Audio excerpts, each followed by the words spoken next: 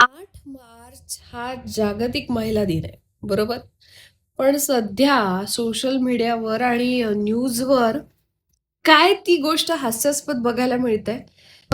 तुम्ही हे पाहिलं का, की हा व्यक्ती स्त्रीला जनावराची उपमा देतोय आणि तो सांगतोय, की स्त्रीचं तसंही या जगात काहीही काम नाहीये. ती एका गाई, शेळी आणि अ, डुकरासारखी आहे वगैरे, वगैरे. हे ऐकून तुम्हाला राग येत नाहीये?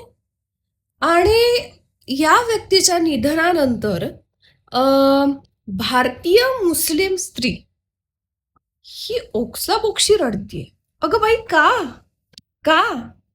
तुला भारतात हवं तसं शिक्षण घेता येत आहे, हवं तसं जगता येत आहे, तुझ्या कुवतीनुसार तुझ्या शिक्षणाला न्याय मिळतोय, तुला नोकरी करता येत आहे, तुला मेकअप करता येत आहे, तुला हवे तसे कपडे घालता येत आहे, तुला तुला जिथे जायचंय तिथे जाता येत आहे.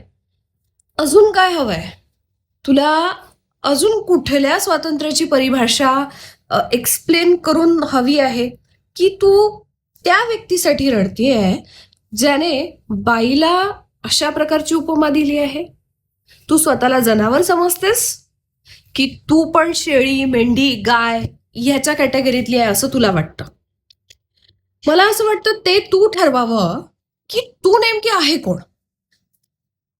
आणि विरोधाभास म्हणजे जिथला तो व्यक्ती होता इराणमधला, तिथली स्त्री ही त्याचा जाण्याचा उत्सव साजरा करतेय,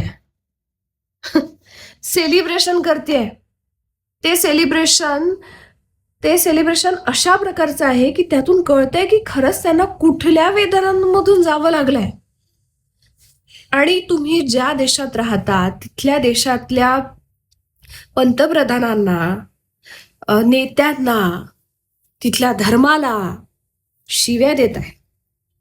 मग एवढंच आहे तर खरंच तुम्ही अशाच ठिकाणी राहायला पाहिजे जिथे असे बंधन आहेत.